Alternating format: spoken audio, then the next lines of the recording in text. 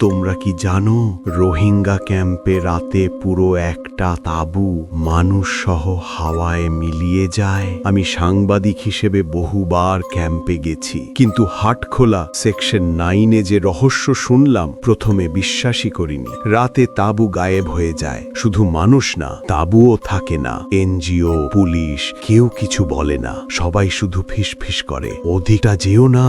রাতে হাঁটতে হাঁটতে দেখলাম এত জনবহুল ক্যাম্প, কিন্তু এই সেকশনটা একদম ফাঁকা। স্ট্রিট লাইটগুলো মরিচা ধরা, আলো নেই, শুধু ছায়া।